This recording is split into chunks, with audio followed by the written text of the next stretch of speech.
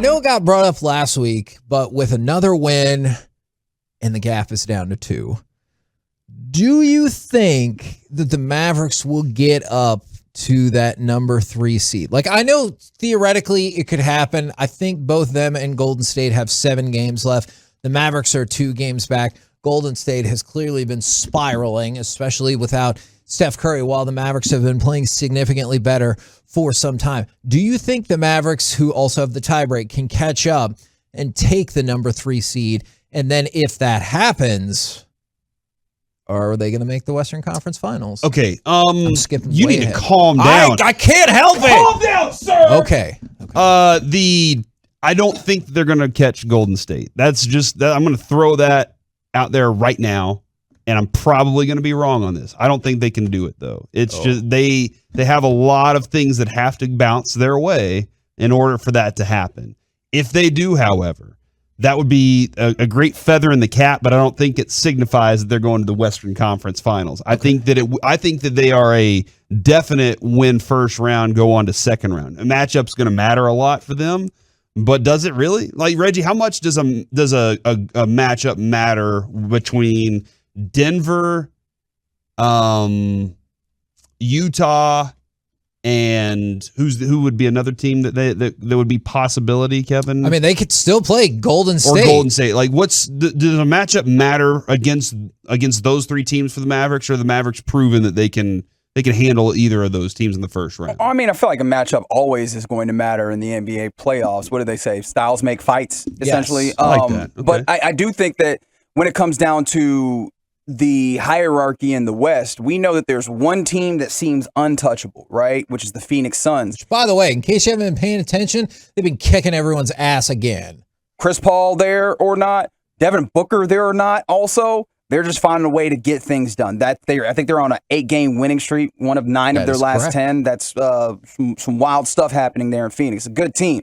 But that next level down, it seems like there's a lot of teams that all kind of exist on the same plane. And I think that the Mavericks are pretty well suited, of course, with the caveat being that they're knocking down their shots, to really compete well, if for no other reason than you've got a guy who seems to like to score 40 points a game in the playoffs. All right, and this probably answers that question, but I just want to make sure we're on the same page. Truckwreck.com, text line if you want to weigh in. Is there any team, let's put Phoenix to the side for just 1 second.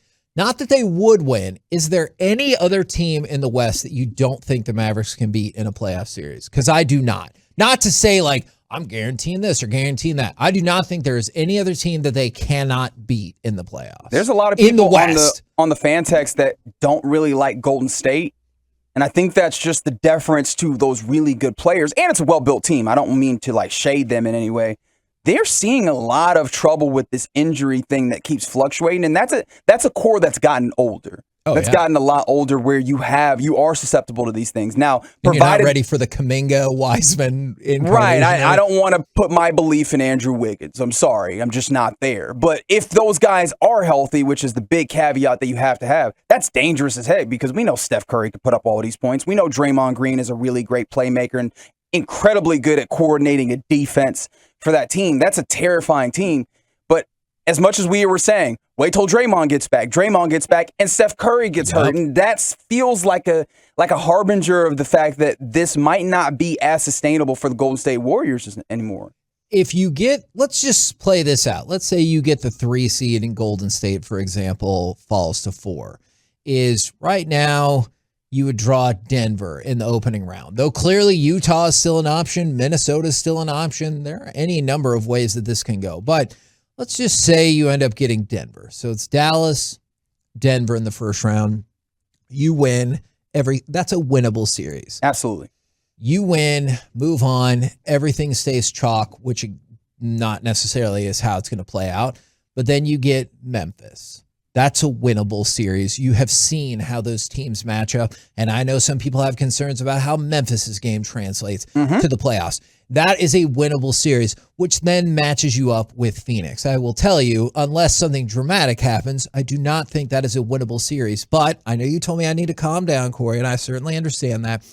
If the Mavericks made the Western Conference Finals, like, holy cow, what a progression that would be. Yeah, no, making it to the Western Conference Finals would be it'd be too soon.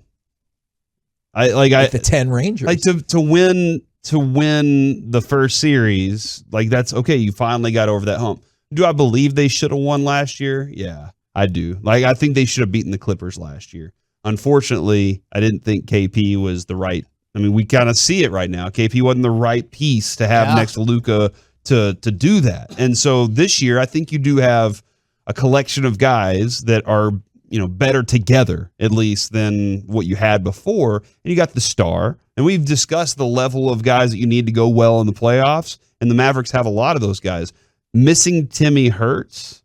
Like, I know, like, we've done well without him and everything. But to add that score to the element whenever you're in the playoffs, and now they have to figure out that chess piece and how he mixes into the bit, like that's something that's definitely going to be missing. But getting to the Western Conference Finals for me just seems like it would be too rapid of a rise. But the combination of Luka and Kidd seems to be the right mix. They found it. They got two guys that Luka clearly respects Kidd's acumen for the game. Sure. And Kidd respects him too. He's just saying, hey, how can I be of help to you so that you can grow into the star that you're supposed to be?